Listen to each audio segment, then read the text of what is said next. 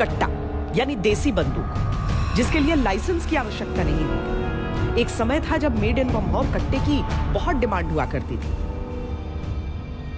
नदियां हैं तो बगल में जंगल थे, तो उसी जंगल में लोग देसी तरीके से अपना हथियार बनाते थे और वो हथियार जो है मेड इन बम्हौर के नाम से फेमस हुआ और बाद में ये गांव उतना प्रसिद्ध हो गया उसी चीज़ों के लिए।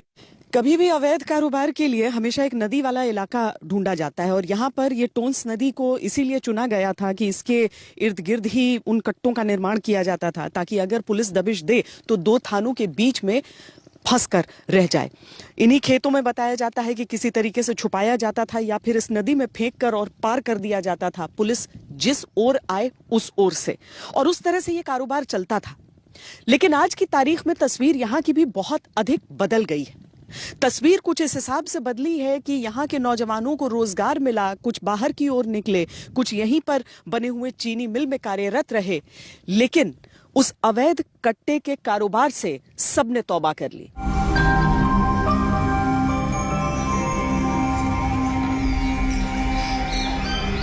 आजमगढ़ में विकास खंड सठियाओं की ग्राम पंचायत बम्हौर।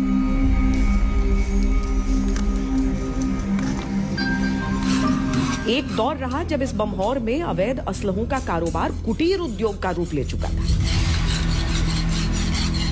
लोगों ने पैसा कमाने के लिए कट्टा कारोबार को अपना लिया था। अपराधियों से लेकर शौकिया लोगों के लिए ये गांव हथियार फैक्ट्री बन गए। अब से 25 साल पहले बम्हौर से ही निकले तमंचे ने पूरे देश को चौंका दिया था। 12 अगस्त 1997 गुलशन कुमार की हत्या की जांच में पुलिस के लिए बम्हौर का नाम एक पहेली था, क्योंकि हत्या में प्रयुक्त तमंचे पर लिखा था made in Bamhaur.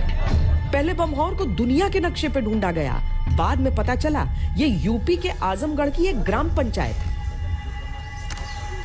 Made in Bamhaur का नाम तब आया जब गुलशन कुमार जी की हत्या हुई और 1997 का ये दशक रहा, जब हम लोग बहुत छोटे थे। तो 1997 में जब मेड इन बम्हौर रहा, फिर उनको मेड इन बम्हौर को ढूंढा गया कि पूरी दुनिया में क्या कोई देश है। फिर देश के बाद लोगों ने ढूंढा कि कहीं जिला मिल जाए, पता चला नहीं, एक गाँव है और आजमगढ़ का एक गाँव है। फिर मुंबई पुलिस उसको तलाशते हुए इस गाँव में आई, मुंबई पुलिस ने, और बाद में ये गाँव उतना प्रसिद्ध हो गया उसी चीज़ों के लिए। प्राचीन इतिहास चाहे जितना भी समृद्ध रहा हो, लेकिन वर्तमान में एक कलंक से बोझिल जरूर रहा।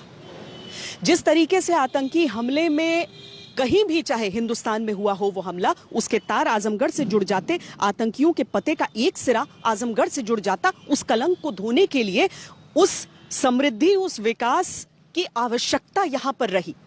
आज की तारीख में आजमगढ़ भी छटपटाता है आगे बढ़ने के लिए और उस पहचान को आगे रखने के लिए जो कहीं उस अपराध की छवि के पीछे छुप गया हो। कट्टा कल्चर में बम्हौर की भूमिका अब यहाँ किसी को कम याद है या किसी को बिल्कुल नहीं, लेकिन क्या यह इलाका यूपी की कानून व्यवस्था के लिए अब भी चुनौती है? बम्हौर गांव वैसे कोई उस तरह से नहीं है, वो थोड़ा सा कट्टा में बदनाम हो गया था, लेकिन अब तो 20-25 साल हो गया। और अब लड़के जो है वो क्या बहुत आगे हो गए, शिक्षा में अब सब लोग लग गए, वो सब चीज एकदम बिल्कुल खत्म हो गई। लड़के लड़कियां सब पढ़ रहे हैं। यहाँ करीब में स्कूल हो गया, उसे और पढ़ाई में सुविधा मिल गई और उन लोगों के बच्चे तो और ज्यादा प्रोग्रेस किए। अच्छा। हाँ, इसलिए क्या करते हैं?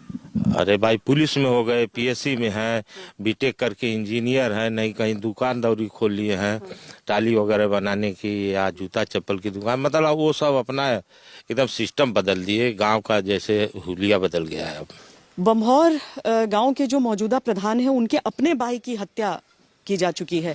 किस साल की बात है? लगभग 2009 में हुई। दिन दहाड़े हो गई थी हत्या। जी। तो कुछ ऐसी चीजें होती हैं, कुछ ऐसे दर्द होते हैं जो समय समय तक चलते रहते हैं।